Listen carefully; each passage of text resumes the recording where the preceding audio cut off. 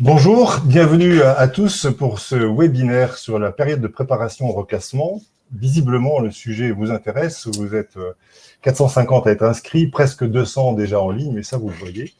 Quelques informations. Il est organisé par le Handipact Bretagne, mais il est valable pour tous les Handipacts et toutes les personnes, bien sûr, concernées par ce sujet d'actualité dont nous allons, avec Maître Christelle Mazat, essayer de défricher les quelques éléments importants, structurants, et évidemment les éléments de sens. Alors, avant de rentrer dans le vif du sujet, je veux juste vous informer que vous avez sur un onglet sondage quelques questions qui vont nous permettre de mieux vous identifier et puis progressivement, au fur et à mesure, de comprendre aussi quelles sont vos préoccupations, quelles sont vos priorités, quelles sont aussi vos pratiques. L'idée, c'est que nous puissions constituer ensemble une communauté active, une communauté contributive qui puisse faire remonter, bien sûr, les sujets ou en tout cas les questions qui n'auront pas obtenu de réponse, mais aussi éventuellement faciliter les échanges de bonnes pratiques. Donc, je compte sur vous. Alors, peut-être juste quelques mots sur la raison de ce webinaire, mais je pense que cela n'aura échappé à personne dans la mesure où vous êtes aujourd'hui très nombreux. Les différents textes qui ont été diffusés ces 2 dernières années notamment s'inscrivent dans une continuité, notamment celle qui consiste à dire faisons de l'agent le cœur de la réflexion sur son parcours professionnel, et derrière le parcours professionnel, quand celui-ci connaît des difficultés, c'est sa capacité à pouvoir s'orienter vers d'autres métiers, notamment dans les cas de reclassement. Je laisserai tout à l'heure Maître Christelle Mazat nous expliquer un peu plus quel est le contenu, l'enjeu, mais il se trouve que nous travaillons déjà depuis quelques années sur la question du reclassement qui pose problème aux employeurs publics et qui interroge sur ce qui a éventuellement échappé, ce qui n'a pas été fait comme il fallait en amont pour arriver à des situations qui parfois sont des situations tendues. Et puis, vous le savez bien, on arrive ensuite assez rapidement à des situations dans lesquelles on passe les congés longue maladie en passant par différentes formes de dispositifs, et puis on arrive à la fin des périodes de reclassement, et à ce moment-là, on se dit quel dommage que nous n'ayons pas anticipé. Alors, la période de préparation au reclassement est là pour apporter un certain nombre de réponses. Bien sûr, il y a aussi quelques zones d'ombre, et nous allons, au cours de ce webinaire, essayer de comprendre ce que le texte dit, ce qu'il ne nous dit pas encore, mais en tout cas, quelle est l'intention du législateur derrière, et comment arriver à apporter un certain nombre de réponses au-delà des aspects purement administratifs. Bien évidemment, certains d'entre vous resteront un peu frustrés, en particulier ceux qui auront très largement exploré le sujet et lu le texte avec beaucoup de scrupules. Un certain nombre des questions que vous nous avez posées avant, puisque nous vous avons invité à le faire depuis hier, montre que vous êtes à des niveaux de compréhension et de connaissances différentes. Donc, on va revenir quand même sur des éléments structurants du texte initial jusqu'à, évidemment, essayer de répondre à des questions qui sont un peu plus précises. Alors, j'ai le plaisir, pour cela, de vous présenter Maître Christelle Mazat, que certains d'entre vous connaissent déjà bien pour l'avoir souvent entendu lors des fameuses rencontres que nous organisons avec les différents handipacts, d'ailleurs que ce soit ceux du Grand Ouest sur lesquels nous intervenons, ou que ce soit dans d'autres régions, parce que je sais qu'elle a fait un joli parcours en France, notamment depuis quasiment 2015-2016. Donc, Maître Christelle Mazat est avocat, elle défend, alors spécialisée bien sûr en droit public, elle défend en particulier lors de contentieux les agents sur des questions de droit du travail. Et elle a du coup une capacité, au-delà de tous les textes d'application qui n'ont peut-être pas encore été écrits, mais de décrypter ce qui fait sens dans cette période de préparation au reclassement. Maître Christelle Mazat, je vous propose de démarrer immédiatement sur l'intention que vous lisez à travers les textes qu'a mis le législateur en place. Finalement, quels sont les enjeux politiques qui sous-tendent ce texte-là et vers quoi, comment peut-on comprendre ce texte au-delà même des aspects pratiques? Alors effectivement, les nouveaux textes viennent conforter certaines pratiques, apporter des précisions par rapport à ce qu'ils faisaient, apporter des solutions aussi, même si tout n'est pas prévu. Mais pour s'approprier exactement ces nouvelles dispositions, je pense qu'il faut comprendre un petit peu l'intention du législateur et qu'est-ce qu'il y a derrière ces dispositions qu'il ne faut pas vivre comme une nouvelle contrainte fixée par le droit, mais comme de nouvelles opportunités et qui répondent aussi à une évolution du service public et de l'emploi public. Alors, le contexte général, on le connaît, il y a des restrictions budgétaires, il y a le principe de mutabilité du service public, c'est-à-dire que l'emploi peut évoluer, il y a une certaine pénibilité au travail aussi, enfin, tout ceci est très mouvant. Et dans le cadre, évidemment, des parcours de carrière, il peut y avoir des accidents maladies imputables ou non au service et des obligations, j'allais dire, de reclassement, de reconversion professionnelle, imposées ou non d'ailleurs. Dans la pratique, on s'est aperçu qu'il y avait des problèmes de temporalité, en fait. Comment placer les agents en situation de reclassement lorsque c'est nécessaire. Le droit ne permettait pas toujours d'avoir cette marge de manœuvre. Donc, le législateur est venu apporter certaines adaptations, en fait, certaines possibilités pour répondre aux besoins pratiques. Il y a aussi la volonté de moderniser les textes. En ce moment, nous sommes sur une grande réforme, d'ailleurs, de l'emploi public.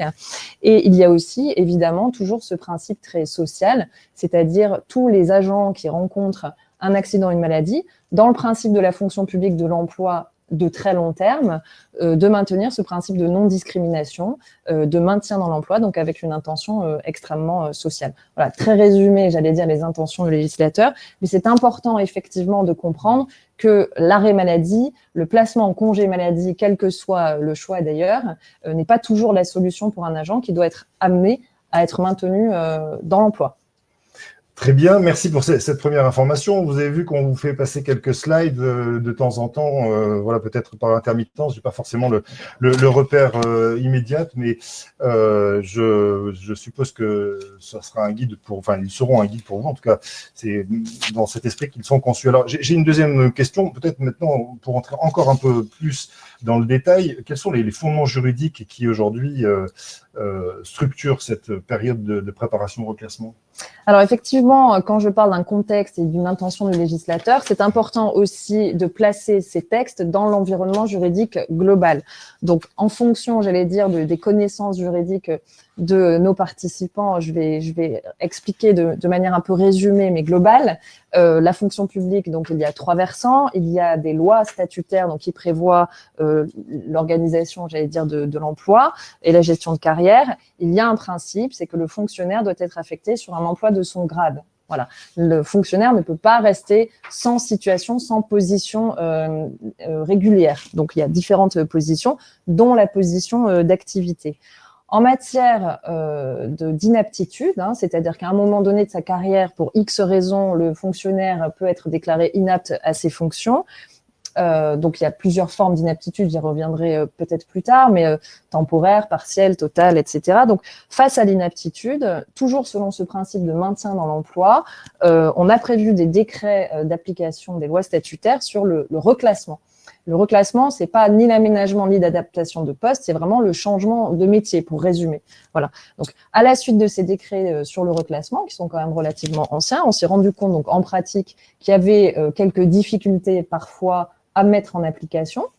Je prends un exemple, quelqu'un qui est en arrêt maladie, qui est déclaré apte, et finalement, il ne peut pas reprendre tout de suite son travail parce qu'on n'a pas anticipé le reclassement. Dans quelle position va-t-on mettre cet agent? Et c'est vrai que le réflexe, c'était souvent la disponibilité d'office pour raison de santé. Voilà, donc, on avait un problème en pratique pour trouver, j'allais dire, une case administrative à ces agents. Bon, la préparation au reclassement, donc ce sont les nouveaux décrets qui viennent de sortir, permet de pallier ces manquements.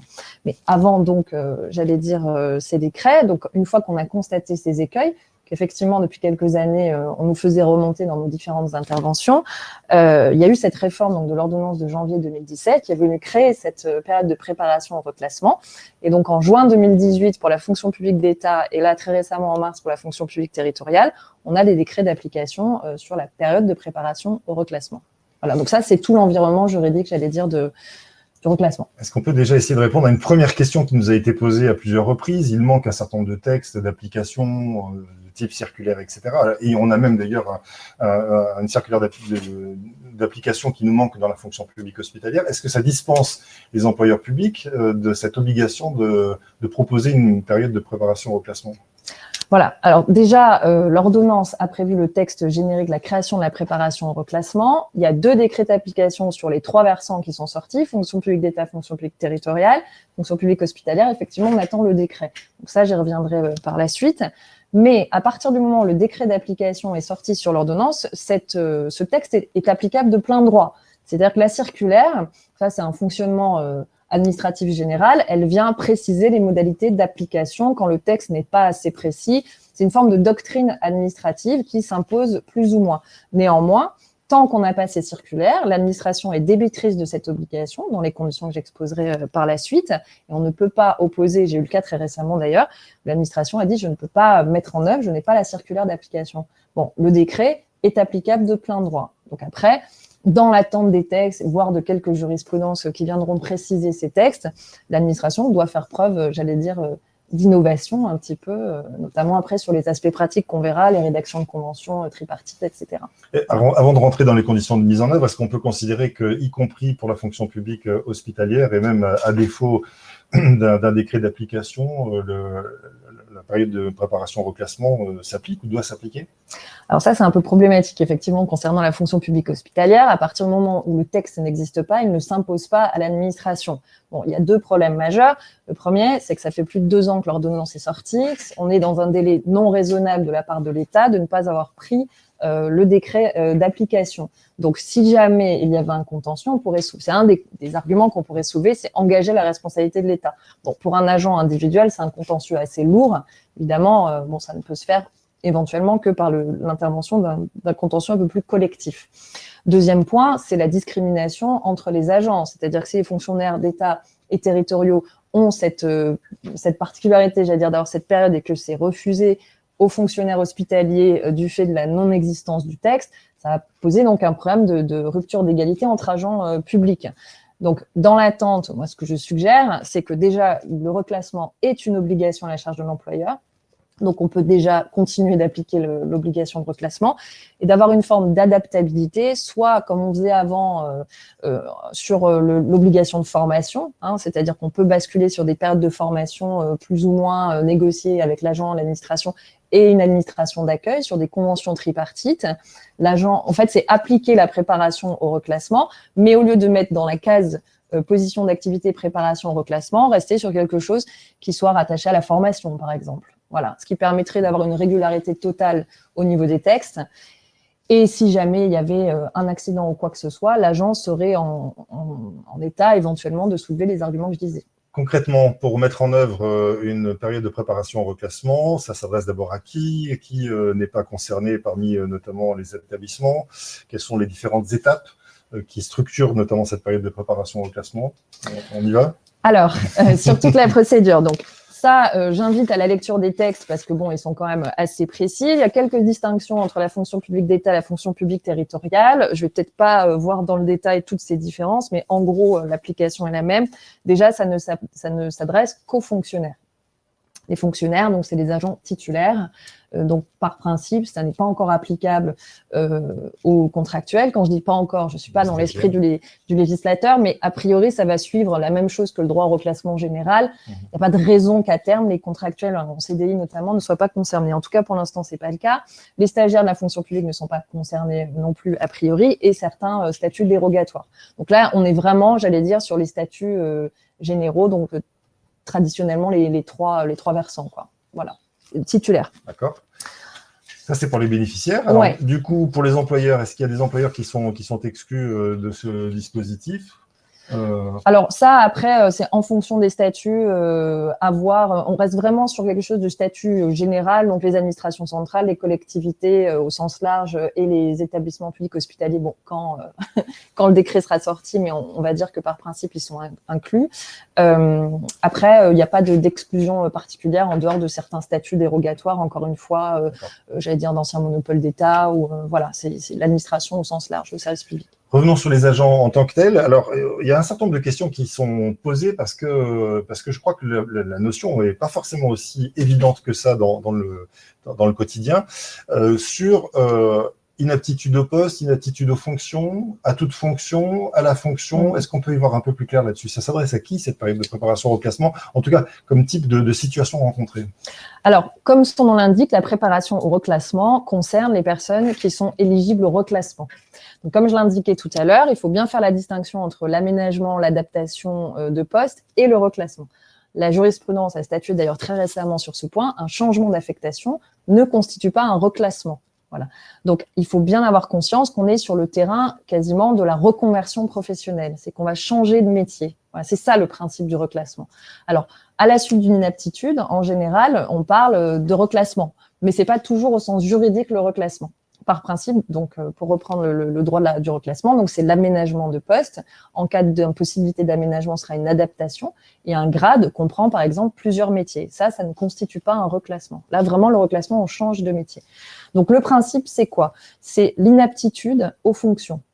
C'est-à-dire qu'à partir du moment où un agent est inapte sur ses fonctions, sur son corps de métier, il doit se voir offrir une proposition de reclassement, donc changer de métier, changer de corps en fait. Et en général, ça se passe par le détachement sur un autre grade et ensuite l'intégration si c'est bénéfique et si tout se passe bien. Voilà. Donc l'inaptitude, elle ne doit pas être totale et définitive aux fonctions, parce que là, dans ce cas-là, on est sur un licenciement pour inaptitude. On a une inaptitude totale aux fonctions, mais qui est en gros une inaptitude partielle. C'est-à-dire qu'on ne peut plus exercer ses fonctions, mais on peut encore exercer un métier dans la fonction publique. Voilà. D'accord. Ok, les différences, hop là, je vois que non. Donc on a bien effectivement une différence assez singulière sur l'inaptitude au poste occupé. Donc celle-ci, il ne s'agit pas de ça, parce que sinon on n'est pas dans le reclassement, ou une inaptitude à toute fonction qui laisserait supposer que de fait on n'est plus en capacité de pouvoir mettre ses compétences à disposition de l'environnement. C'est bien ça. Donc on est sur c'est ce que vous évoquiez comme inaptitude partielle. Ok, peut-être le point suivant. Comment ça s'ouvre une période de préparation au reclassement? On va passer tout à l'heure à une espèce de schéma qui montre les différentes étapes, mais peut-être juste rappeler au départ comment les choses se mettent en œuvre. Est-ce que c'est l'employeur qui est à l'initiative? Est-ce que l'agent doit au contraire faire une démarche? On s'aperçoit derrière qu'il y a une intention, mais que les textes ne sont pas forcément aussi clairs que ça, entre la volonté de pouvoir rendre l'agent totalement co-responsable et en même temps un certain nombre d'obligations qui sont faites à l'employeur, de pouvoir déclencher, de pouvoir obtenir des réponses de la part de l'agent. Comment y voir un peu plus clair là-dessus, Christelle Mazin? Alors déjà, au-delà des obligations fixées par les textes, je pense qu'il faut avoir une certaine logique par rapport à l'obligation de l'employeur et les démarches elles-mêmes de l'agent. Voilà. Le principe, c'est on adapte le travail à l'homme, ou la femme, enfin l'homme avec un grand H d'ailleurs, je cite le code du travail, et l'agent doit être assez actif, j'allais dire, dans cette démarche, mais étant fragilisé du fait de son arrêt maladie et son inaptitude, ça génère aussi parfois un choc psychologique et l'employeur a une obligation d'accompagnement. Voilà. Donc, si on suit le droit applicable au reclassement, l'agent n'a pas l'obligation d'accepter le reclassement. C'est pour ça que les textes ne prévoient pas de démarche proactive de l'employeur. Normalement, c'est à la demande de l'agent. Mais la jurisprudence est assez ferme là-dessus en matière de reclassement. L'employeur doit proposer à l'agent un reclassement avant d'envisager toute autre solution. Donc, ça paraît très logique, vu l'intention du législateur, de toujours proposer à l'agent, moi c'est ce que je dis tout le temps, faites toujours un courrier. Alors, le mieux, c'est d'avoir un accompagnement quand même par les intermédiaires idoines, hein, mais c'est de proposer à l'agent qu'il soit informé, en tout cas, de son droit au reclassement et à la préparation au reclassement. D'autant plus que les textes sont très récents et que tout le monde n'est pas forcément informé. Voilà. Donc, une fois, il faut beaucoup anticiper d'ailleurs cette démarche, hein, parce que en fonction des différents organes à solliciter, ça peut prendre quelques semaines, voire quelques mois. Donc, par principe, quand un agent arrive en fin de congé maladie, alors je vais peut-être pas citer tous les exemples parce qu'en fonction des accidents, maladies, congés longue maladie, situation des agents, les démarches temporelles ne seront pas forcément les mêmes. Mais par principe, donc c'est le comité médical qui doit être saisi et qui doit rendre un avis. Alors cet avis est consultatif, mais il est impératif, c'est-à-dire qu'on ne contourne pas le comité médical, on le saisit impérativement et on lui soumet cette question: est-ce que cet agent est aptes à la reprise, puisque les agents qui sont en arrêt non consolidés, par principe, ne sont pas encore aptes à la reprise. Donc, est-ce que cet agent est apte à la reprise, et surtout, est-ce qu'il est apte à suivre une préparation au reclassement? Voilà. Le comité médical, par principe, donc médical, il rend un avis sur la base du dossier médical, de la reprise et de la capacité, l'aptitude en fait à être sur cette préparation au reclassement. Ensuite, l'agent reprend ses fonctions et l'administration donc rend une décision le plaçant dans cette position d'activité qui a la préparation au reclassement. Si l'agent a déjà repris le travail, il est en position d'activité, puisque le texte prévoit maintenant un délai de 3 mois pour que l'administration, à la suite d'une demande de reclassement, fasse droit à cette demande. Donc, on peut avoir ce petit laps de temps entre la reprise et la suite de 3 mois. Si l'agent est en activité, à ce moment-là, la période de préparation au reclassement démarrera le jour où l'avis du comité médical est rendu. Et là, il faut faire attention, j'allais dire en pratique, de ne pas laisser trop de temps entre l'avis médical et les décisions prises par l'administration. En pratique, c'est ce qu'on voit aussi. Il faut faire ça très rapidement parce que le délai d'1 an en fait de préparation au reclassement, ça va quand même assez vite et il faut après négocier la convention, etc. Avec l'agent. Donc il faut agir de manière assez rapide. Ensuite, donc le principe, si vous voulez, c'est réfléchir à un nouvel emploi, une nouvelle perspective de carrière pour cet agent. On va entrer dans une phase de négociation, j'allais dire, entre l'administration employeur et l'agent, et éventuellement une administration tierce, c'est-à-dire en cas de mobilité interfonction publique, si le reclassement est envisagé à l'extérieur de la collectivité. Voilà, on appellera donc une convention tripartite. Et là-dessus, j'imagine qu'il y a beaucoup de questions pratiques sur qu'est-ce qu'on écrit dans la convention, comment on lance le process. C'est là où je disais, en droit, si vous voulez, c'est une matière strictement contractuelle de négociation. Il n'y a pas de formalisme particulier. Ce qu'il faut, c'est donc établir un document qui remplit donc l'ensemble des conditions fixées par le décret. C'est assez simple, simple sur la forme, j'allais dire. Ça l'est peut-être moins d'ailleurs sur l'élaboration du projet. Mais c'est dans l'esprit d'un véritable dialogue social, j'allais dire, entre l'employeur d'origine, d'accueil et l'agent. Voilà. Donc, il y a quand même un laps de temps au cours duquel il va falloir rencontrer éventuellement les responsables mobilité carrière, les RH, l'assistante sociale. Ça dépend aussi de la situation psychologique de l'agent, à qui il va falloir expliquer que son métier s'est terminé, on va passer à autre chose. Surtout dans la fonction publique, on est très attaché à son versant. La mobilité est encore assez complexe. Et l'esprit de législateur, c'est vraiment de réfléchir à un marché de l'emploi public qui soit transversant en fait, c'est-à-dire qu'on puisse circuler d'une fonction publique à l'autre pour rationaliser en fait l'emploi public. Voilà, ce qui n'est pas forcément dans la culture fonctionnaire, j'allais dire fonction publique, mais qui est la tendance actuelle. Voilà. Donc il va falloir combiner cette rationalisation avec les principes assez sociaux, j'allais dire, de maintien dans l'emploi et surtout placer l'agent au cœur de son parcours de carrière. Donc, c'est dialoguer avec lui sur les possibilités qui vont lui être offertes de changer de métier. Voilà. Tout en respectant donc l'obligation des textes. Voilà. Après, alors sur les modalités en particulier, il y a plusieurs points abordés. Donc, qui reste débiteur de la rémunération de l'agent, ça va être l'administration d'origine. Si jamais l'agent est en stage d'immersion ou apprend un autre métier ou en formation, voilà, donc c'est toujours l'administration d'origine, c'est son plein traitement. La position de la préparation au reclassement, elle est une position d'activité normale.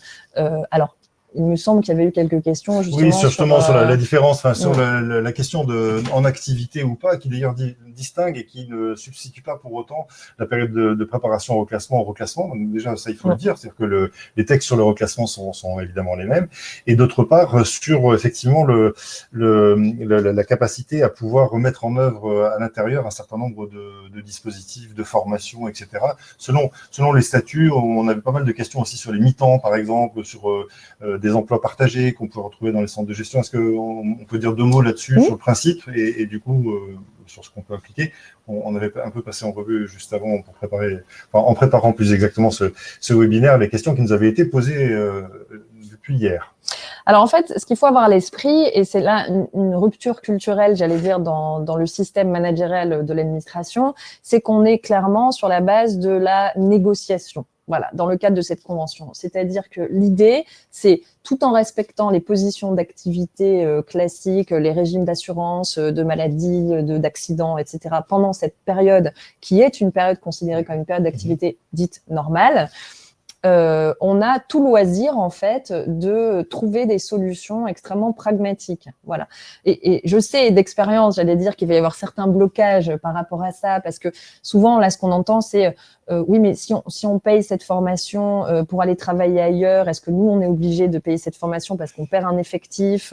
Est-ce que le poste du coup devient vacant, enfin voilà, ça perturbe un petit peu le système assez rigide, j'allais dire, d'organisation de la fonction publique. Or, au regard de ce texte, tout est vraiment possible. C'est-à-dire que à partir du moment où tout est fixé dans le cadre du projet de reconversion dans cette convention, donc soit bipartite, soit tripartite, soit multipartite, j'ai envie de dire, parce que si il y a des, voilà, c'est possible aussi. Hein, l'idée, c'est de quand même avoir un document qui formalise, qui engage les parties, et puis de réfléchir au maximum à comment évoluer. Voilà. Puis j'insiste aussi sur le fait que cette année, finalement, elle est très très vite passée quand on envisage un projet d'aussi grande ampleur, et que ça va obliger les services aussi à avoir une vraie intervention RH, cette fois très individualisée sur les agents. Alors, vous avez parlé de négociation à plusieurs reprises, et j'entends que c'est probablement le terme juridique qui convient. Cependant, moi, j'ai envie de lire dans le texte, mais dites-moi si je me trompe ou si je suis un doux rêveur, plutôt une forme de coopération sous forme de contribution des uns et des autres. C'est-à-dire que je m'interroge sur la capacité d'une organisation et d'un individu à se mettre d'accord uniquement sur la négociation. Je te donne ci, tu me donnes ça, mais non, j'ai pas ceci. Auquel cas, on va en fait renforcer encore un peu plus les contentieux éventuels qui peuvent arriver. Est-ce qu'il est raisonnable de penser que, comme le texte le laisse supposer à un moment donné, ou alors dans quelle situation ce texte peut s'appliquer, qu'on arrive avec une proposition de période de préparation au reclassement qui va comprendre peut-être un stage, qui va comprendre peut-être une formation, sans avoir réellement co-construit entre l'agent et l'employeur, les services RH en particulier, la démarche et les différentes étapes du projet. Alors, ce qu'il faut bien avoir à l'esprit, c'est que ce texte, il ne faut pas le vivre comme une contrainte en se disant, en tant qu'employeur, il faut absolument que je trouve une solution, que je rédige une convention, que je puisse caser cet agent. C'est pas du tout l'esprit du texte. Voilà. C'est pour ça que quand je parle de négociation, j'allais dire même de dialogue social, ça se fait obligatoirement, évidemment, en corrélation avec l'agent.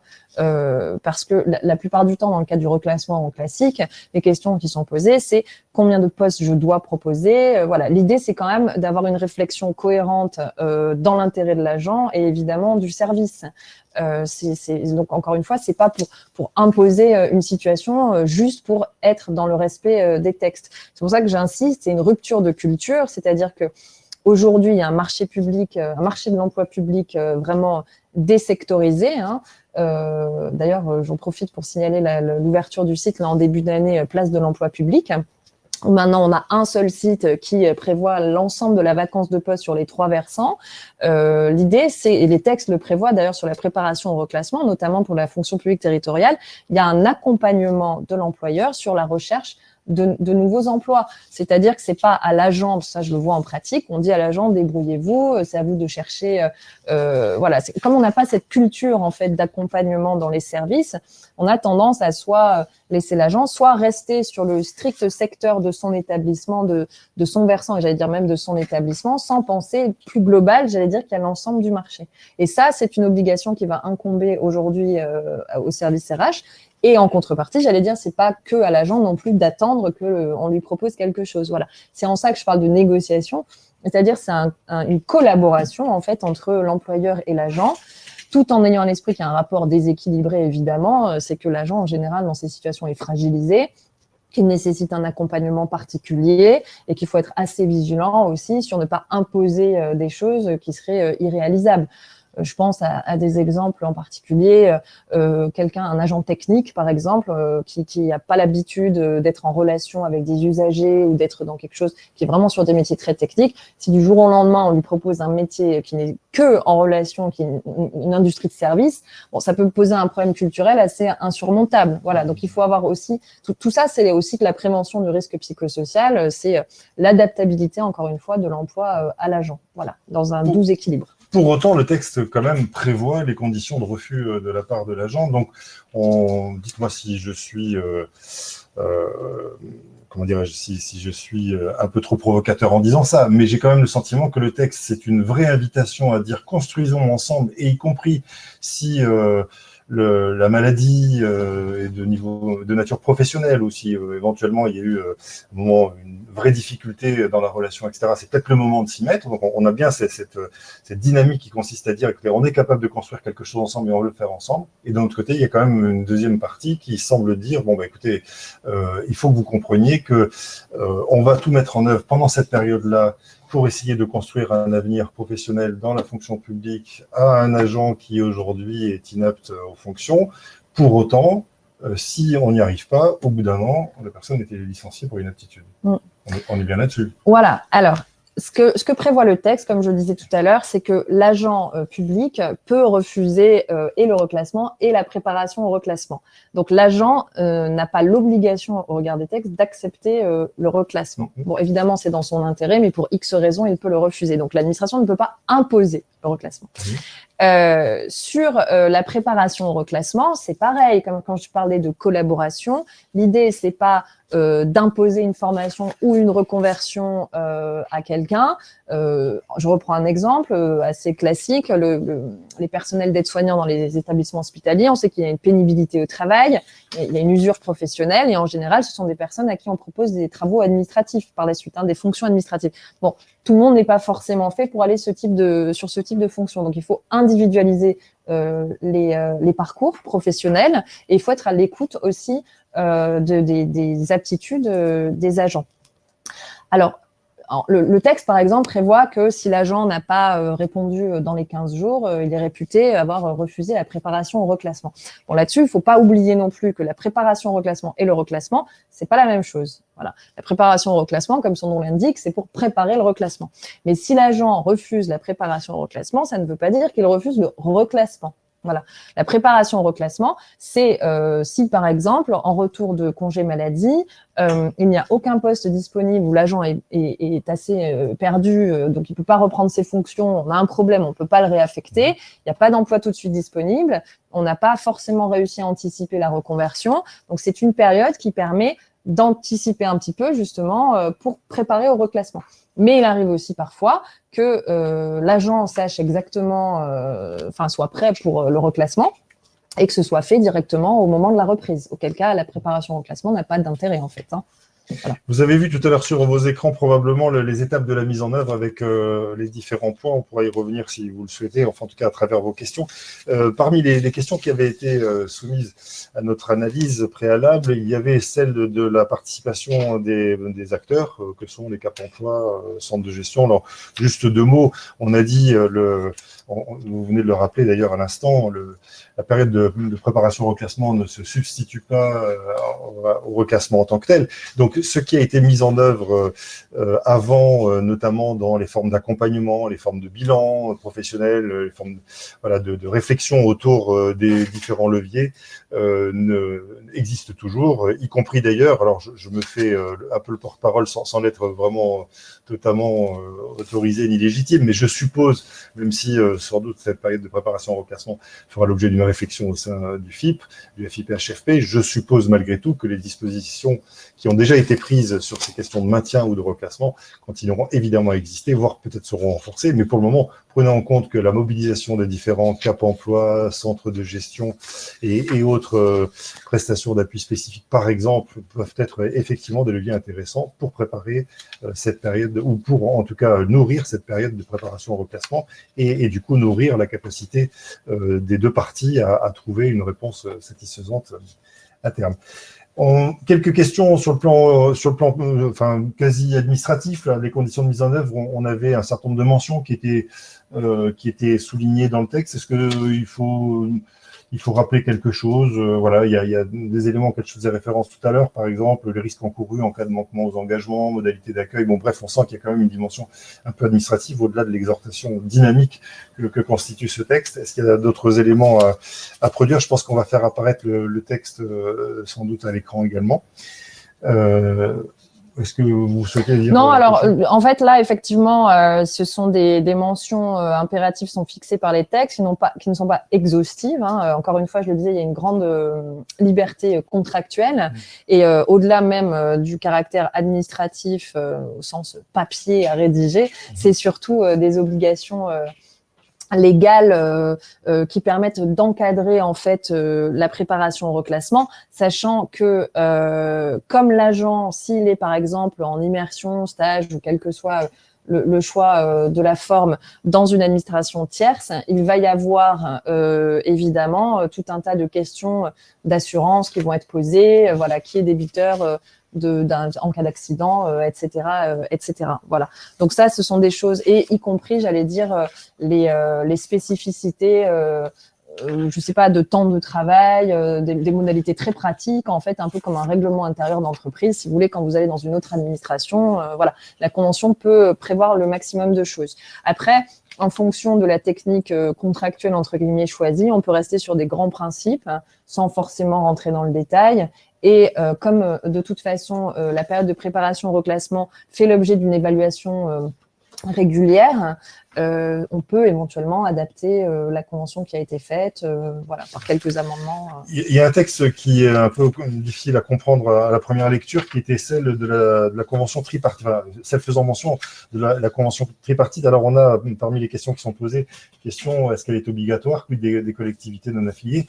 Non, en fait, globalement, il a été, si j'ai bien compris, mais vous allez le confirmer, cette convention tripartite est prévue quand notamment l'agent est en temps partiel sur un poste ou qu'elle est prise en charge, ou qu'il est pris en charge effectivement par plusieurs collectivités. Alors juste, je suis pas sûre de comprendre la question. En fait, parce que là, je crois comprendre, c'est est-ce qu'on peut faire une convention tripartite, notamment à la fonction publique territoriale, avec des collectivités qui ne seraient pas affiliées? Alors, tripartite, c'est-à-dire notamment avec des collectivités, un centre de gestion, par exemple. C'était plutôt, à mon avis, le sens de la question, d'accord. je suppose. Parce que si c'est comme je pense le comprendre, c'est le principe de la mobilité interfonction publique. Donc, dans les collectivités territoriales, bon, je vais prendre un exemple assez basique, mais si la personne peut être reconvertie, entre guillemets, reclassée, dans une collectivité qui est à 1000 km et qui a strictement rien à voir, ça fait partie aussi du champ d'intervention. On peut poser des problèmes géographiques éventuellement, mais en tout cas, il n'y a pas de restriction géographique en fait sur des centres de gestion avec certaines collectivités en particulier. Il y avait un certain nombre de questions d'ailleurs préalables qui nous avaient été posées sur le rôle des centres de gestion. Les centres de gestion sont partie prenante quand ils sont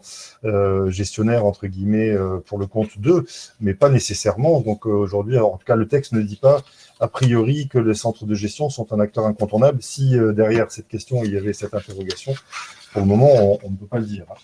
Un agent déclaré inapte avant la parution est-il éligible à la période de préparation au reclassement? Il y a eu plusieurs questions dans ce sens. Quelqu'un qui aurait été inapte avant la parution, effectivement, est éligible, puisque ça s'adresse aux personnes qui sont inaptes.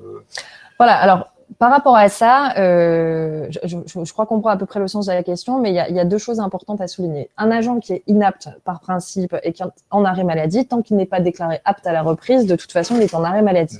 Voilà. Donc là, ça voudrait dire un agent inapte total ou trop partiellement, j'allais dire, à ses fonctions, donc il fait l'objet d'un reclassement. Avant les décrets sur la préparation au reclassement, de toute façon, il était éligible au reclassement. Donc ça voudrait dire un agent qui est en zone transitoire et qui n'a pas encore fait l'objet d'un reclassement. Donc, bien évidemment, il est éligible à la préparation au reclassement. Et j'allais dire, c'est même très urgent, parce qu'en général, ces agents-là sont en disponibilité d'office pour raison de santé, c'est-à-dire en arrêt maladie, entre guillemets, de manière artificielle. Ils sont aptes à la reprise, mais pas sur leurs fonctions. Voilà, en fait. Autre question sur la suspension éventuelle, c'est-à-dire sur cette durée d'un an en cas de rechute, maladie. Alors voilà, on peut par exemple identifier ou imaginer une personne qui a une souffrance psychique particulière et qui nécessite à un moment donné un soin intensif alors que la période de préparation au reclassement a commencé. Est-ce que le texte dit quelque chose là-dessus? Est-ce qu'on peut proroger? Est-ce que la convention, éventuellement, on peut identifier peut-être quelques points particuliers là-dessus? Alors ça, j'ai pas de réponse, parce que ça n'est pas fixé par les textes, et comme ils sont très récents, on n'a absolument pas de recul en jurisprudence sur ça. Après, on peut raisonner de manière logique. Comme on est en position d'activité normal, j'allais dire, on a évidemment un droit à congé maladie classique, mais il y a 2 situations qui peuvent se présenter. C'est soit la rechute de l'antériorité, soit un accident ou une maladie complètement exogène. Bon, ça peut arriver, un accident de trajet, par exemple. Bon, le texte ne dit pas que la période de préparation au reclassement serait suspendue, c'est-à-dire que au lieu d'être en position d'activité, on sera en position d'arrêt maladie. En revanche, on peut éventuellement le prévoir à la convention, qui est une suspension de l'exécution de cette convention en cas d'arrêt maladie dans une limite, par exemple, je ne sais pas, de 3 mois. Il faut que ça reste rationnel, en fait, avec la durée. Après, une autre question qui va se poser, c'est si la personne est en rechute d'un état antérieur, c'est que peut-être le projet qui a été mis en place n'est pas adapté aux restrictions médicales. Donc là, je pense que ce sont les instances médicales qu'il faut saisir, voire le comité médical, pour voir si la personne est apte ou si elle n'est pas encore consolidée, ou s'il y a une rechute, auquel cas, si c'est une rechute, par exemple, d'accident de maladie professionnelle, moi, j'aurais tendance à dire que par la suite, on peut recommencer le process. Voilà. Donc, là, pour le coup, ce sera vraiment du cas par cas, et voilà. Alors, il y a une question également sur le statut, entre guillemets, de cette période, ou en tout cas de ce qui se passe dans cette période, mise à disposition ou stage d'immersion. En l'occurrence, la personne est en activité, donc dépend de son employeur initial, il n'y a pas de dérogation par rapport à ça, donc on va dire mise à disposition ou stage d'immersion. Non, on est en stage, qu'il soit d'ailleurs de découverte, d'immersion ou de formation éventuellement, il peut en mise à disposition, je suppose. Ah non, la mise à disposition, c'est une autre position. Voilà, la mise à disposition, c'est pas ça du tout. On est en préparation au reclassement, on fait l'objet d'une convention tripartite, donc entre l'administration d'origine et l'administration d'accueil. On reste payé par son administration d'origine, mais la position d'activité, c'est la préparation au reclassement. Voilà. Une question très intéressante aussi, la saisie du comité médical se fait à l'expiration des droits ou alors peut-on la demander dès qu'on identifie un risque d'inaptitude? Alors, je vais préciser un peu parce que je ne pense pas que dans la réalité, ça se présente comme ça. Il y a 2 situations. Donc, soit l'agent est déjà en arrêt maladie et on a donc le rythme, en fait, si vous voulez, de la prorogation des arrêts, que ce soit accident maladie ou congé longue maladie longue durée, c'est à peu près tous les 6 mois sur les très longs arrêts. Hein. Bon, si on a un dialogue, c'est important aussi de conserver le dialogue avec l'agent sur ce point, évidemment dans le respect du secret médical, mais ça peut très bien se faire de manière sans violer en fait l'intimité du secret médical. Si on pressent que le fonctionnaire est bientôt apte à la reprise, on ne va pas attendre le jour de la reprise pour saisir le comité médical qui va rendre un avis sur la préparation au reclassement. Voilà.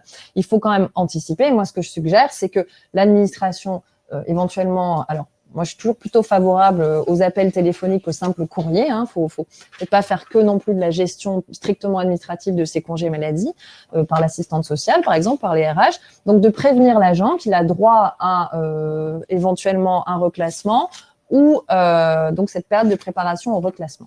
Alors, la difficulté qui peut se poser dans la pratique, c'est qu'on n'a pas toujours l'avis du comité médical, l'avis du médecin de prévention qui va déclarer qui va poser les restrictions médicales, voire l'expert.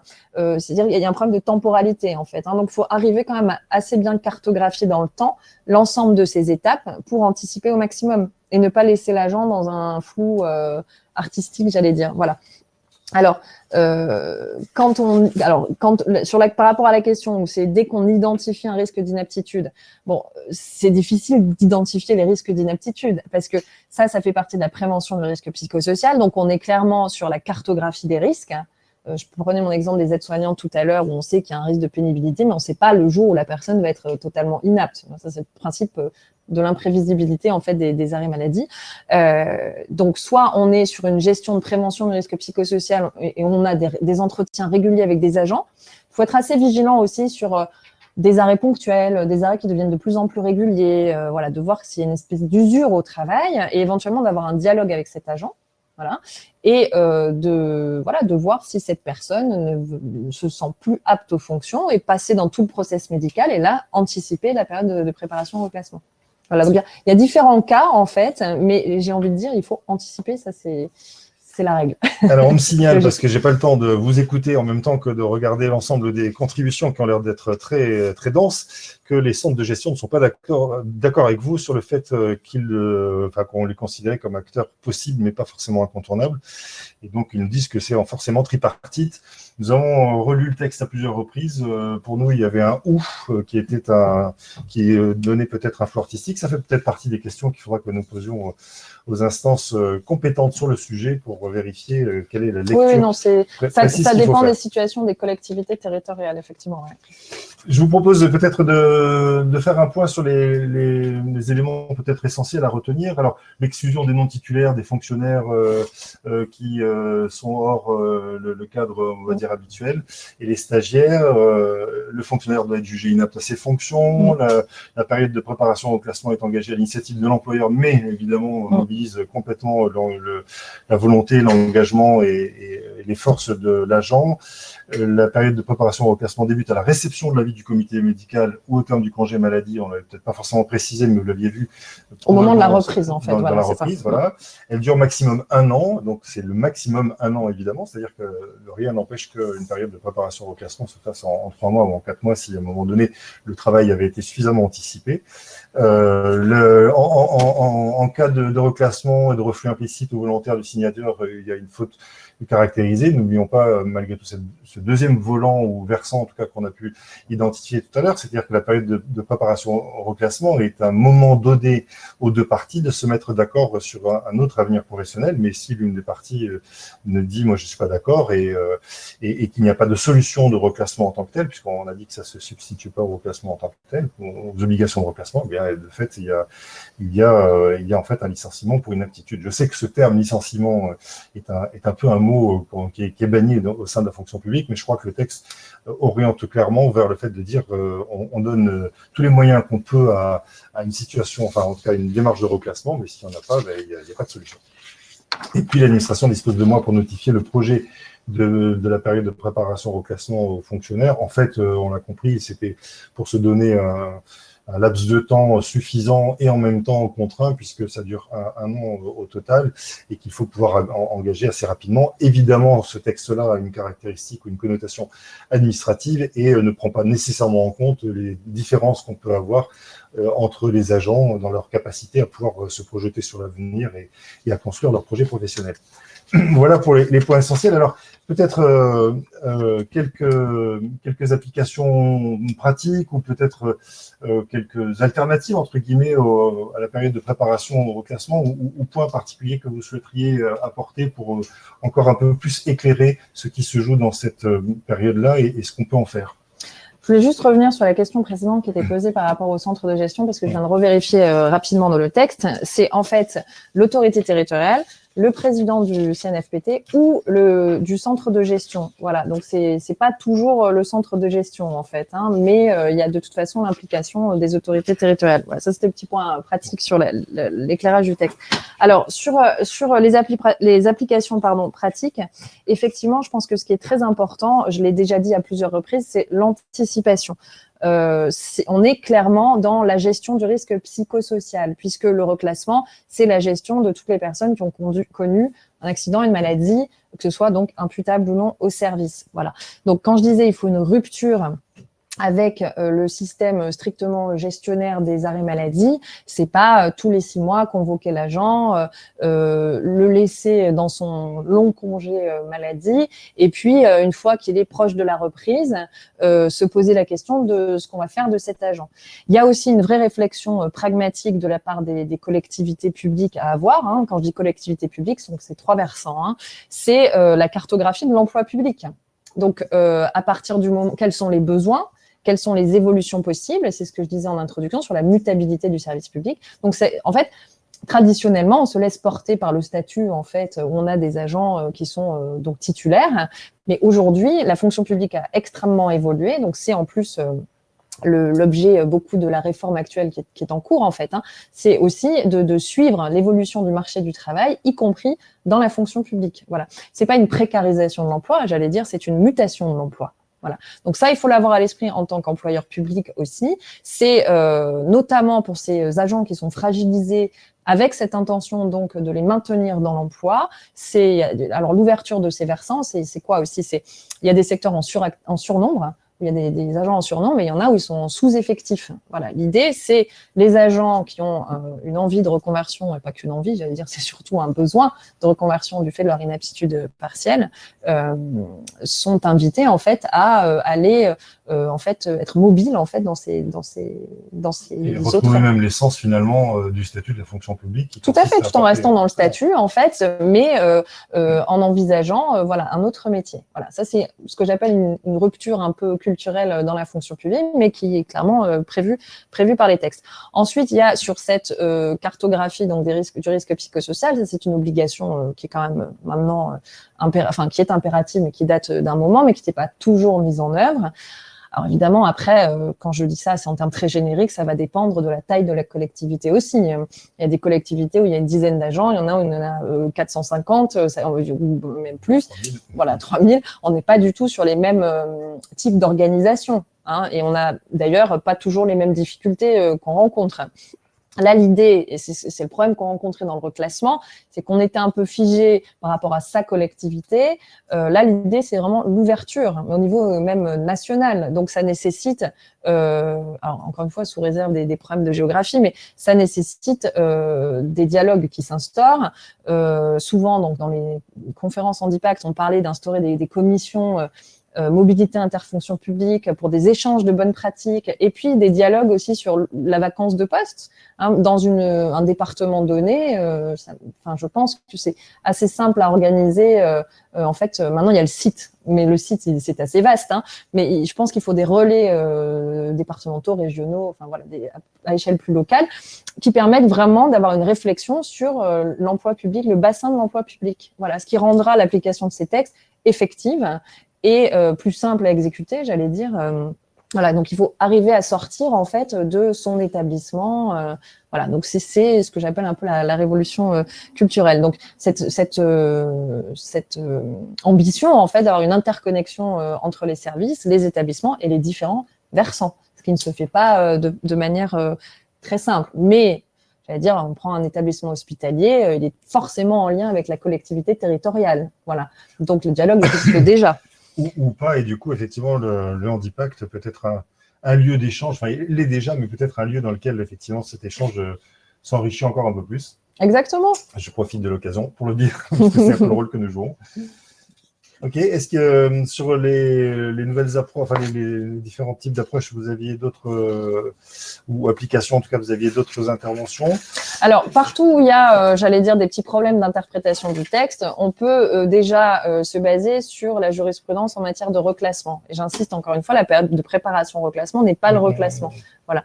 Mais notamment, quand le Conseil d'État considère que c'est à l'agent de faire sa demande de reclassement, le droit considère que c'est à l'agent de faire sa demande de reclassement, mais la jurisprudence du Conseil d'État estime que c'est à l'employeur de quand même faire la proposition. Et l'idée derrière, c'est l'agent n'a pas l'obligation d'accepter, mais en tout cas, il doit être conscient de l'existence de son droit. Donc ça, ce sont des choses qu'on peut appliquer. Voilà, je décline pas tous les exemples, mais on a quand même des bases jurisprudentielles qui sont assez fixées pour l'application pratique de ces textes. Alors, j'ai plusieurs questions et on va voir ensuite dans les questions pratiques aussi celles qu'on avait identifiées avant, mais qui sont un peu les mêmes que celles qu'on nous a déjà envoyées. Donc, j'en profite. Les agents en disponibilité d'office sont-ils éligibles à la PPR et notamment avec… alors, ça, c'est la première question, avec une deuxième question, mais qui a peut-être un lien sur maladie professionnelle, accident du travail. Faire un rappel de la différence entre le comité médical et la commission de réforme. Certains considère que la commission de réforme se substitue au comité médical quand il s'agit d'un accident du travail. En fait, ce n'est pas le cas. En tout cas, le texte ne le dit pas. Est-ce qu'on peut répondre à ces deux questions? Alors, sur la disponibilité d'office pour raison de santé, il y a deux choses. Si la personne est en dispo d'office pour raison de santé parce qu'elle a épuisé ses droits sociaux et qu'elle est toujours inapte à la reprise, inapte totale, là, on a un problème, c'est qu'on a un agent visiblement qui est inapte total et définitif aux fonctions. Et pour l'avoir beaucoup vu en pratique, le licenciement pour inaptitude, c'est quelque chose de très violent dans la fonction publique. Et en général, on maintient artificiellement les agents jusqu'à épuisement total de tous les droits. avant d'envisager un licenciement pour inaptitude. Et la dispo d'office pour raison de santé, c'est souvent cette case un peu hybride dans laquelle on met des agents dont on ne sait pas quoi faire, pour le dire assez directement. Donc, si cet agent est apte à la reprise et qu'il a été placé là parce qu'on ne savait pas quoi en faire, évidemment, très rapidement, il est éligible à la préparation au reclassement parce qu'il y a un risque contentieux énorme. Voilà. Et ça, je le vois en pratique. Comme les administrations ne sont pas encore très à l'aise avec l'application des textes, on a tendance à laisser ces agents dans leur situation. Voilà, il faut absolument leur offrir la voie de la préparation au reclassement. En revanche… Pendant juste une parenthèse, apte à la reprise, ça ne veut pas dire apte aux fonctions. Non, voilà, bien sûr. Voilà, apte à la reprise, mais avec restriction médicale sur les fonctions. Voilà, tout à fait. Oui, sinon, ils ne seraient pas en dispo d'office pour raison de santé. Si, en revanche, ces agents sont encore inaptes au retour aux fonctions, quelles qu'elles soient, donc du coup, inaptes total et définitif, et ça arrive, là, malheureusement, on n'est pas éligible à la préparation au reclassement, et c'est le licenciement pour inaptitude. Voilà. Donc, comme je le disais, c'est une démarche un peu violente, mais on ne peut pas artificiellement maintenir les agents. Et sur la commission de réforme et comité médical, alors ça, c'est très important. Il ne faut pas faire de confusion. La commission de réforme n'est compétente que pour statuer sur donc l'invalidité définitive, enfin l'inaptitude totale et définitive, mais surtout sur l'imputabilité au service des accidents et maladies. C'est obligatoirement le comité médical qui est saisi pour rendre un avis sur la préparation au reclassement. C'est-à-dire, je prends un exemple très concret, vous avez une personne en maladie professionnelle, c'est la commission de réforme qui va statuer sur sa consolidation, c'est-à-dire l'agent ça y est apte à la reprise, mais avec des restrictions médicales qui font cette personne sera inapte à la reprise sur ces fonctions-là, les fonctions qu'elle exerçait. Donc là, on saisit le comité médical pour rendre un avis sur l'ouverture à la préparation au reclassement ou au reclassement direct, d'ailleurs. Voilà. Il ne faut pas faire de confusion entre les deux établissements parce que pour le coup, là, c'est un vice de procédure. Ouais. Et en plus de ça, une perte de temps probablement pour avoir la réponse négative derrière. Le poste de l'agent en période de préparation au reclassement est-il vacant? Devient-il vacant? Alors ça, c'est pas prévu par les textes, mais de toute façon, c'est un principe logique. À partir du moment où l'agent est inapte à exercer les fonctions sur ce poste, de toute façon, il ne pourra jamais y retourner. Mmh. Et comme il est placé sur une position d'activité régulière, qui est la préparation au reclassement, qui normalement va déboucher soit sur un reclassement, soit sur un licenciement pour inaptitude, évidemment, donc le poste devient vacant. Donc une question du même acabit, est-ce que les agents placés en période de préparation au reclassement restent titulaires de leur poste dans l'attente du reclassement? On vient d'y répondre d'une manière un peu… Ah oui, puis alors là, il y a, attention, dans le phrasé l'a utilisé, on n'est jamais titulaire d'un poste, on est titulaire d'un grade. Ouais. Voilà. Donc de toute façon, on n'a aucun droit au poste. En revanche, on a un droit au grade. Ouais, d'accord. Alors, sauf que là, ce qui se joue, c'est effectivement les injonctions qui sont faites de gestion, d'effectifs. Et donc, du coup, la question, c'était est-ce que ça libère, entre guillemets, le poste Oui, ça le libère, puisque de toute façon, l'agent est inapte au poste, donc il ne pourra pas y retourner. Ouais. Ok, cette question-là, elle avait été réglée. J'essaye de parcourir les différentes questions qui avaient été posées. Une question un peu étonnante. Le fonctionnaire accomplissant une période de préparation au reclassement d'une durée maximale d'1 an peut-il générer de nouveaux droits à maladie? Alors, étonnante dans la formulation, parce que la maladie qui génère du droit à maladie, et quand on essaye de prendre un tout petit peu de recul, on s'aperçoit qu'on est vraiment dans une réflexion très administrative, mais enfin bon, qui a quand même sa raison d'être, mais qui ne doit pas éluder malgré tout l'idée même, enfin l'essence même de ce texte. C'est juste ce que je voulais dire entre parenthèses. Alors, comme je l'indiquais tout à l'heure, la période de préparation au reclassement est une période d'activité normale, considérée comme du service effectif. C'est pour ça qu'on a d'ailleurs la rémunération à plein traitement. Et il peut très bien arriver que durant cette préparation au reclassement, il y ait, donc, comme on l'a dit, soit une rechute, soit un accident, une maladie complètement indépendant du service. Bon, on a droit à des congés maladie, a priori, au même titre, enfin, selon les règles statutaires normales. Parce que là, on va se trouver dans une position où l'agent, il faut bien qu'il soit dans une position régulière, et s'il a une inaptitude temporaire au travail, il peut pas aller exercer sa mission, celle qu'il est en train de faire. Et je pense que la question aussi, c'était est-ce qu'il y a… alors, oui, une autre question qui peut se poser, c'est est-ce qu'on reprend comment dire, les arrêts maladie antérieurs, c'est-à-dire est-ce qu'il y a est-ce qu'on repart à zéro en fait sur les arrêts maladie? Est-ce qu'il y aura… je crois comprendre que le point à soulever, c'est est-ce que le schéma peut se répéter indéfiniment? Voilà, non, à un moment, de toute façon, c'est fixé par la médecine, entre guillemets. Il y a une aptitude totale et définitive, il y a une aptitude temporaire. On est dans le cadre de la préparation au reclassement. Et si ça ne correspond pas aux restrictions médicales, éventuellement, on envisage un autre schéma. Voilà, faut pas être rigide, j'allais dire, sur… Alors, bon, il y a pas mal de réactions, visiblement, mais j'arrive pas à les suivre tous, sur le rôle des centres de gestion. En aucun cas, notre volonté a été de diminuer leur rôle, ni de diminuer, entre guillemets, la valeur ajoutée que le centre de gestion apporte évidemment dans son accompagnement de la collectivité. C'était plus la lecture du texte que nous faisions, mais c'est promis, nous allons essayer d'en savoir davantage auprès des instances compétences. En revanche, il y a une question supplémentaire, enfin pas en revanche, parce que ça ne s'oppose pas, qui avait été posée à plusieurs reprises également, y compris depuis hier, sur le rôle du médecin de prévention, dont il est mentionné d'ailleurs son existence évidemment dans le texte. Qu'est-ce qu'on peut dire là-dessus, sur son rôle, sur sa capacité à pouvoir agir, y compris dans peut-être la préparation justement de cette période de reclassement?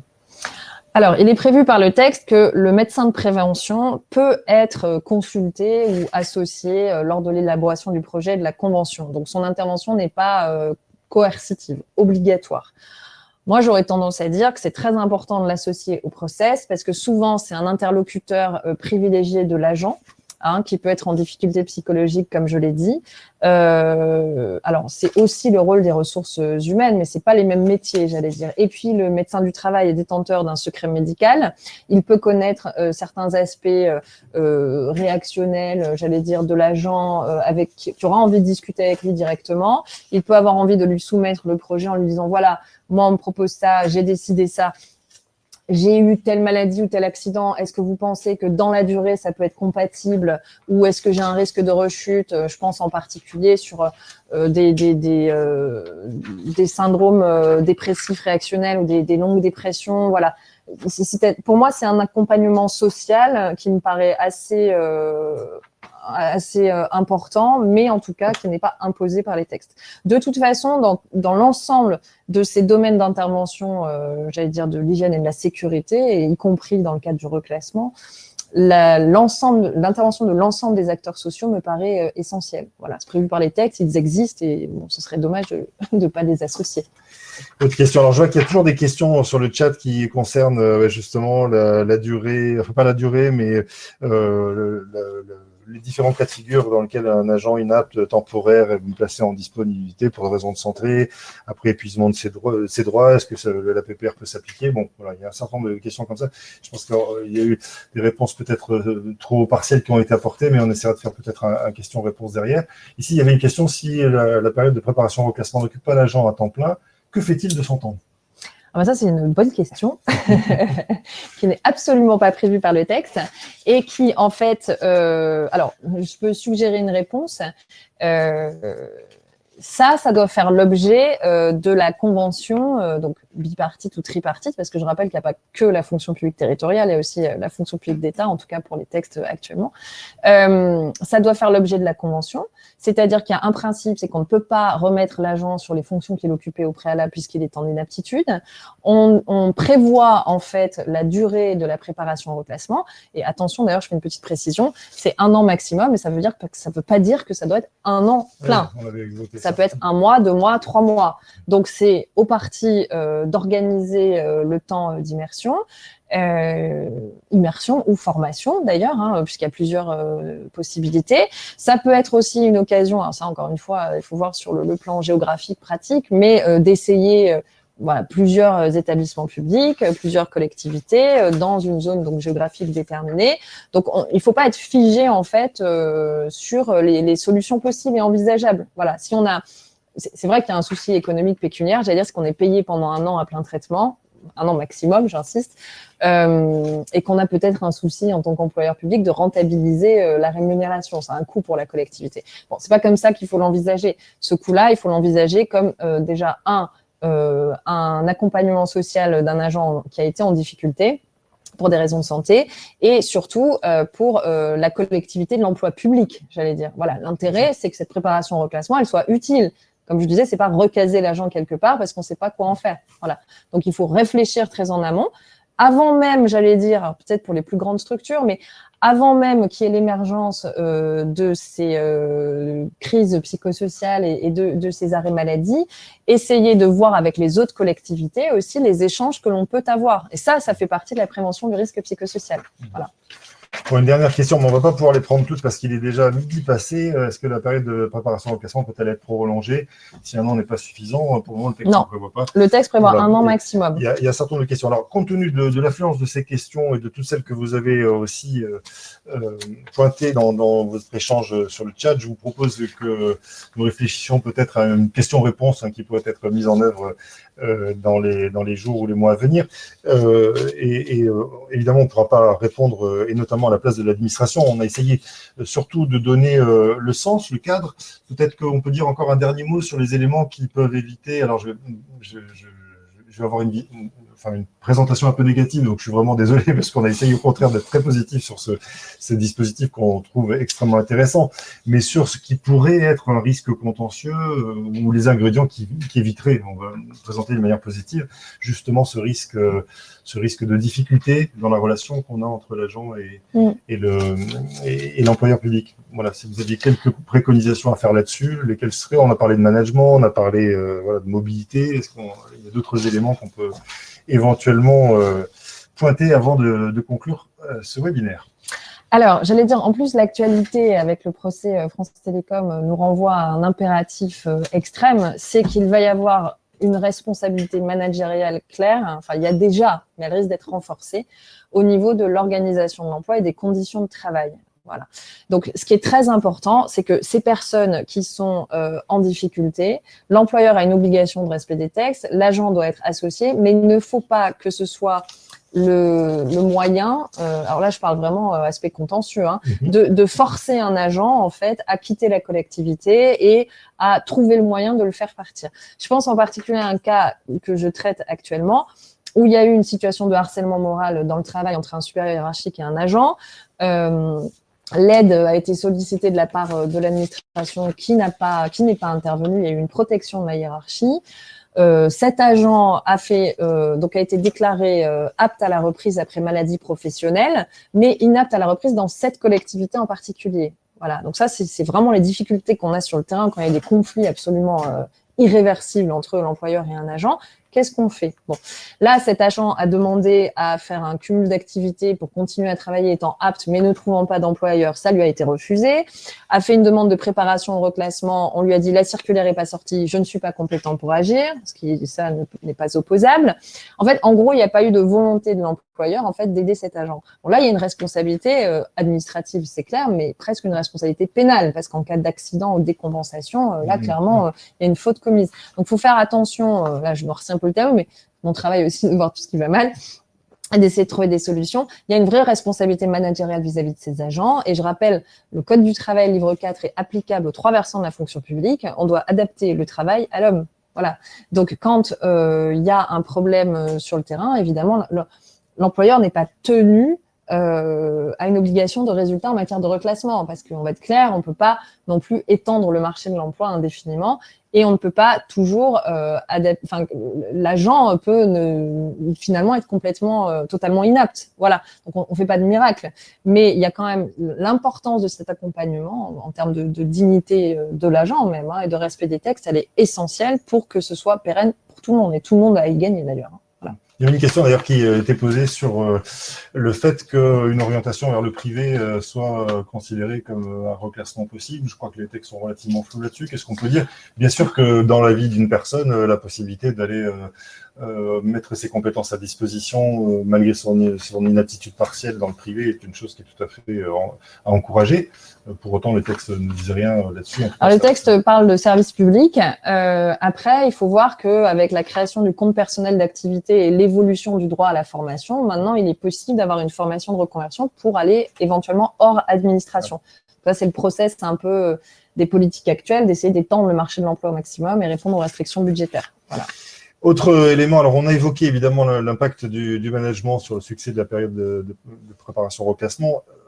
On a notamment eu un certain nombre d'interventions sur l'handicap psychique, par exemple, qui évidemment fait partie des situations qui sont rencontrées sur ces périodes de préparation au reclassement. On s'est rendu compte à quel point la frontière, on va dire, entre la cause, l'impact plus exactement de la pathologie et l'impact du management était effectivement très tenu. Donc, du coup, c'est bien sûr un encouragement, un mode de management rénové. Et si ça n'a pas pu être possible avant, quitte à ce que ce soit avec d'autres acteurs représentant l'employeur public, bien que ce soit l'occasion, il faut sans doute un peu de courage par rapport à ça. On a parlé de mobilité, vous savez qu'il y a eu un certain nombre d'expérimentations qui avaient pour vocation à proposer notamment de découvrir d'autres métiers via des stages qui pouvaient être des stages de découverte ou d'immersion. Ça existe encore toujours, c'est souvent porté par les plateformes RH. Donc, gros encouragement, évidemment, à faire de la mobilité, bien sûr, une des réponses possibles et à ouvrir ces perspectives-là auprès des agents. On a évoqué le rôle des acteurs et des partenaires. N'hésitez pas à les solliciter. Les Cap Emploi, les centres de gestion sont bien sûr des experts aussi qui ont une vision du marché de l'emploi, des opportunités, des besoins, autant d'ailleurs que de la capacité à identifier quelles sont les limites d'aptitude et du coup à être des conseils avertis qu'il faut absolument utiliser. Voilà, on ne va pas refaire évidemment ce webinaire qui a été très prometteur et pour lequel il faut accepter le principe qu'on n'aura pas tout dit. J'espère que vous aurez eu en tout cas les principales réponses aux questions que vous avez posées. Il me reste du coup, alors à vous inviter d'abord à vous soumettre à cet exercice, mais très utile pour nous, de l'évaluation qui va vous être adressée. À remercier bien sûr Christelle Mazat pour son intervention, toujours fidèle au poste. Vous avez fait je ne sais combien d'interventions à nos côtés et nous en sommes extrêmement heureux dans le sens où ça nous éclaire chaque fois parce que la dimension juridique est évidemment un poids très très important. J'ai bien entendu le fait que toutes les questions n'avaient pas forcément trouvé de réponse aujourd'hui. Il y a même d'ailleurs des points de discorde, mais j'ai cru comprendre que dans les travaux qui avaient été menés par les centres de gestion, notamment de Bretagne, sur les préconisations à faire, il y avait parfois un certain nombre d'avis qui étaient des avis différés. C'est une ouverture à solliciter évidemment les autorités compétentes pour leur demander de nous apporter des éclaircissements, mais probablement aussi à essayer de trouver des réponses, car on aurait un grand danger à vouloir absolument obtenir l'ensemble des réponses possibles de la part du législateur ou en tout cas des services centraux, car la complexité de la vie nécessite évidemment que chacun prenne aussi un certain nombre d'initiatives, des risques, et les risques, ils ne sont pas forcément contentieux, c'est simplement le risque de la rencontre. Donc, voilà, même si toutes les réponses ne sont pas aujourd'hui données, sachez que nous allons quand même continuer à essayer d'alimenter cet échange de pratiques de façon à ce que vous trouviez aussi les points d'appui qui vous permettront d'être plus efficaces. Il a été évoqué d'ailleurs hier lors d'une réunion avec les DRH en Bretagne réunis, le fait de pouvoir continuer à explorer sans doute cette piste qui était la piste, alors moins de la période de préparation au reclassement qui aurait été traitée aujourd'hui, mais qui l'inclut en tout cas, mais qui est plutôt la manière d'appréhender un parcours individualisé, mettre en fait l'agent au cœur de la problématique, essayer de voir de quelle manière on peut anticiper un certain nombre de situations, autant que leur répondre le mieux possible dans l'accompagnement qu'on peut faire de cet agent. Il est 12h12, nous n'avions pas forcément décidé de nous arrêter à midi, pardon, c'est la raison pour laquelle j'ai laissé un peu filer le temps. Je vous souhaite à tous un excellent déjeuner et sans doute à bientôt lors des différentes rencontres. Merci encore. Merci, bonne journée à tous.